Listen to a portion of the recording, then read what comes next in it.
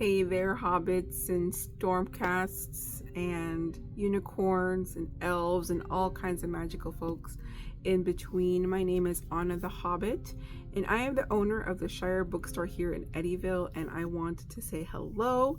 And Dobby is here with me. He is a free elf. He does have his sock with him, so he is therefore a free elf.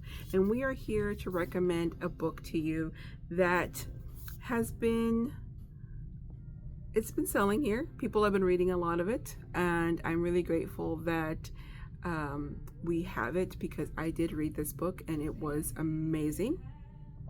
And I absolutely loved it. I loved it, loved it, loved it. It is, the book I'm talking about is Sunrise on the Reaping. And this is a book that does follow the Hunger Games series, but this is a prequel. This is a prequel. This is the book that is going to talk about Haymitch Abernathy. And if you remember him from the Hunger Games, Haymitch is the mentor trainer for Katniss and Peeta in the Hunger Games trilogy. We all fell in love with him. We all liked him. He's funny. There's a history there that we don't know, and we get to find out about that history here. The Capitol is the capital in this book. Just evil incarnate. Just how awful they treat the citizens from different districts. There is lots of emotion. There is lots of anger. There is lots of times when I had to slow down just because it was getting very, very intense. I really, really enjoyed this book. Out of all the books that Miss Suzanne Collins has written in the Hunger Games series, obviously the trilogy that she wrote at the beginning for me was great. I loved the ending of the Hunger Games, the first one, and also the ending that Katniss chooses between Snow and Coin. I'm not going to give any more out, but those were amazing scenes that have stuck with me. Same thing with this book, lots of emotion and lots of amazing, just intense scenes that I'm never going to forget.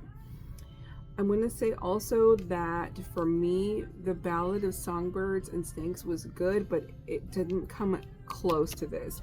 The only reason why I like the Ballad of Songbirds and Snakes, I liked it because they told us the story of the Hanging Tree song. So that was really good. That was really neat to find out. But that was kind of all that carried. To me, it didn't carry much on it. I really didn't like the story of Snow that much, which was what the Ballad of Songbirds and Snakes is about. But I did different feelings for this one. This one, amazing book. I liked it. It's definitely 4.5, star for me here. And I really not enjoyed, but I really understood the tragedy and why Haymitch is such a tragic character in the Hunger Games. So it's really, really, I could understand him a little more. So recommend, if you are a Hunger Games person, you are going to love this book. I really, really loved it. It's available here at the bookstore.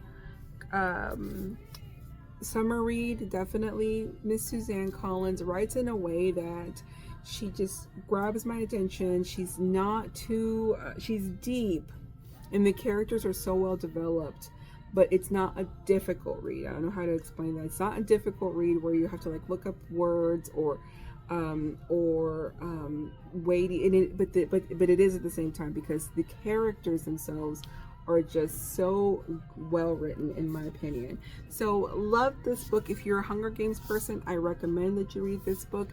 If you've not read the Hunger Games, there is, I guess, two schools of thought on how to read, especially when you have prequels. The best example I can give you right now is the Chronicles of Narnia. There's two ways of reading it that people think of. You can read them the way the author shot them out. So C.S. Lewis wrote the Chronicles of Narnia, and he wrote them in a certain order. Then at the very end of his life, he wrote, or at the end of the series, he wrote a book, and I'm not gonna remember the book's name.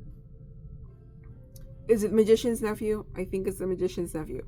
He wrote The Magician's Nephew at the end, which is a prequel to all of the other books of Narnia. Okay, so he wrote that, and there's two ways of people, two philosophies of how to read it, and one is to read them in order, beginning with The Magician's Nephew, and then going and reading the books in that order, from 1 through 7 or 1 through 6. And then there is the way that people, another group thinks that to read it is to read it the way the author published them, in publishing order.